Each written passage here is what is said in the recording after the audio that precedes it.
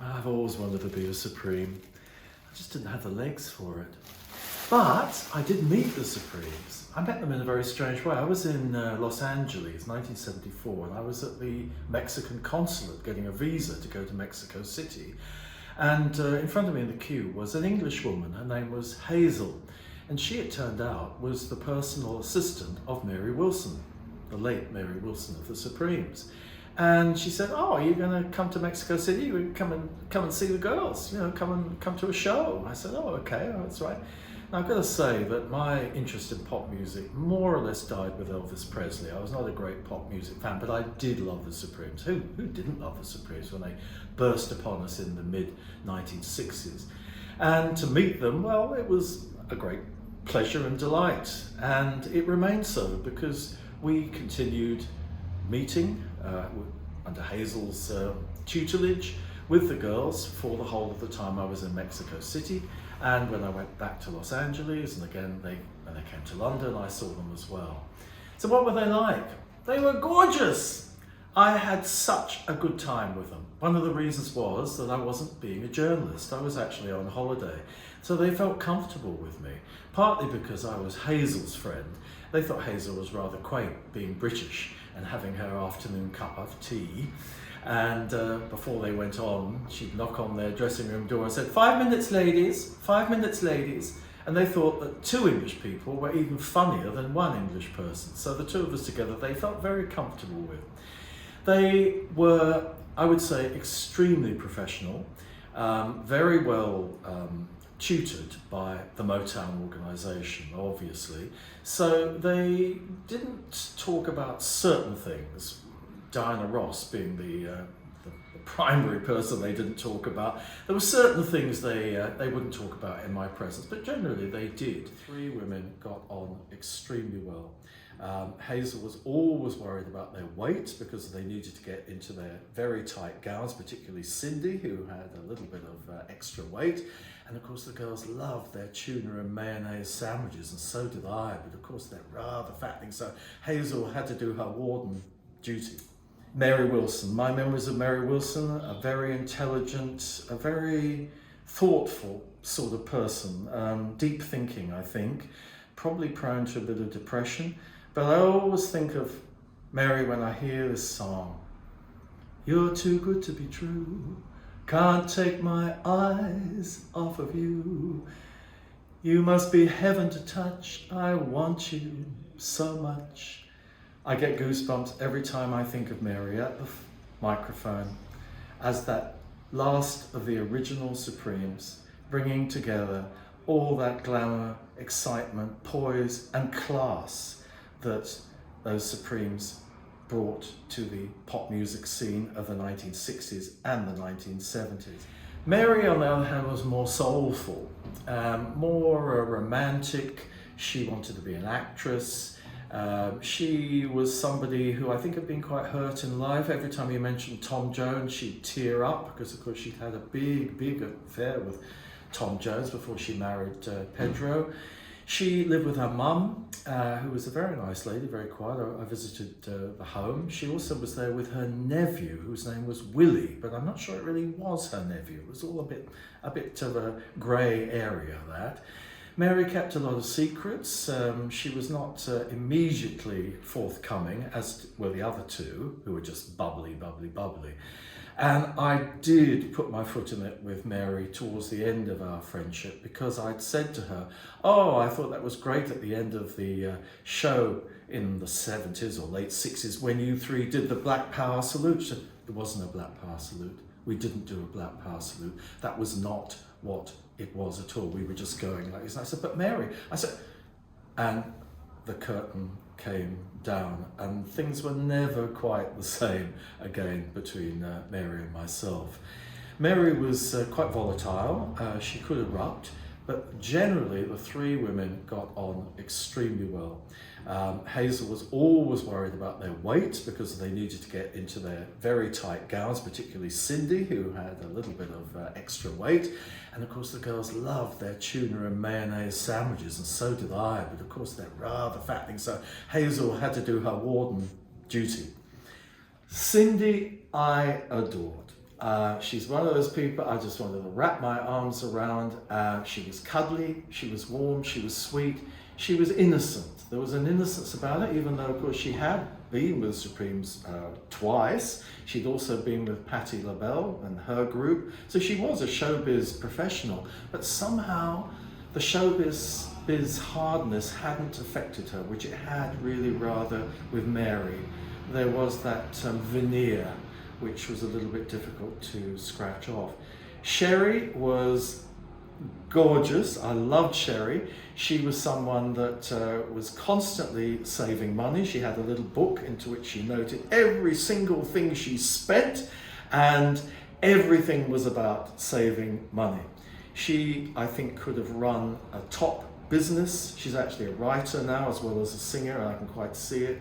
She was very intelligent, very bright, very smart, and she didn't miss a trick. You could see her eyes taking in absolutely everything that was going on. And she was the newest of the Supremes in this lineup, but she fitted in extremely well. They all did. They all got on. They all accommodated one another.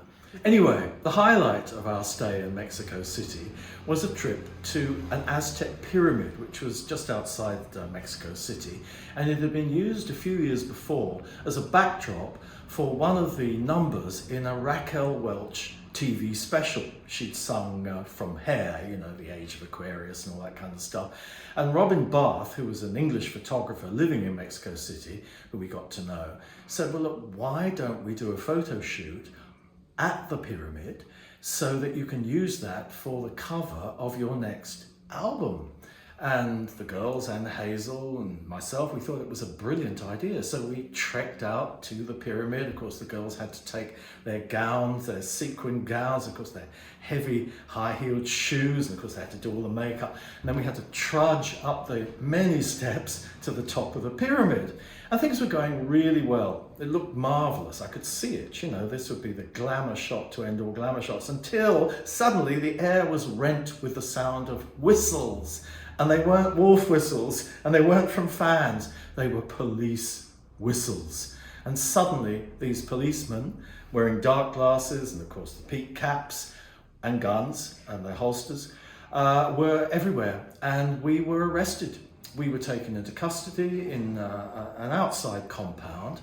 And first of all, we took it as a bit of a joke. And I said, I'm Keith Howes from The Times. But I could see that didn't go down too well. Neither did the girls attempt at a bit of hilarity when they did a "Stop in the name of love." Hazel said, I don't think that's a good idea, because obviously the police were interested in a little of this.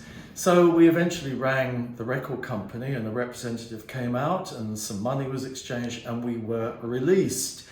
Other things happened in Mexico City which were not good either. There were some omens of bad times ahead, because as the girls arrived, they brought all their costumes, their very, very heavy, bejeweled and bejangled costumes, and they were put in the theatre, and there was a fire and all the costumes went up in flames. So they had to get more costumes sent from Los Angeles in order so they could do the act. They were generally extremely positive, because they didn't mention Diana Ross and they didn't mention Berry Gordy, so they could afford to be positive in the main. I found them exceedingly good company.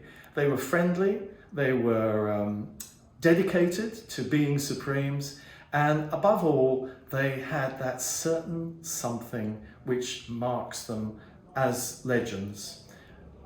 The most popular female group ever, the equivalent in their way to the Beatles, bringing us so many songs that we immediately go, ooh, it's the Supremes. To me, they were supreme, and I hope they will go on in our memories for many years to come. All the three of them, of course, they were very musical. They loved singing, they sang around the place and danced around the place. They were just like three very ordinary girls who were very extraordinary in an extraordinary act, which will probably never be repeated. It's something so special. It came at a time where our image of black women was usually, if it was a musical woman, of a single woman. at a microphone, a Billie Holiday, a Lena Horne. They expanded our consciousness about what black women were, what black women looked like, how they behaved, how they stood, how they spoke. And I may say that these three women did not disappoint me in real life. A lot of people are always a little bit different how you expect them, but they had an intelligence, an emotional intelligence, a musical intelligence, and just a basic intelligence.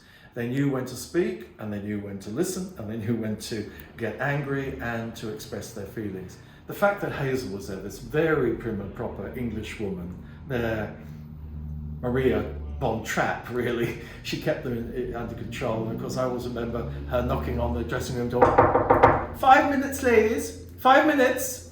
And they, of course, had to obey. And then, of course, the afternoon tea ritual, which they thought was very, very funny. And she just kind of, she respected them and treated them as professionals. But she knew that, of course, the world was expecting the Supremes to be supreme. You couldn't allow the act to get tatty around the edges. It had to be tip-top all the time. So it was very important for Hazel to keep her eye on everything that was supreme, which she did. And she was my friend, and by meeting her at the Mexican Consulate, I got to have a few weeks with the Supremes. They all accommodated one another. It's not easy being on tour. You're in quite close proximity. But I think having Hazel along and me and Robin, the three English people, I think they thought that was quite amusing. We were all a bit eccentric, I suppose. And of course, perhaps also because I wasn't on as a journalist, they felt they could relax with me. I wasn't going to reveal any secrets. And I've never written about that time because I just enjoyed it as human beings together, just having a great time. We were giggling, we were eating.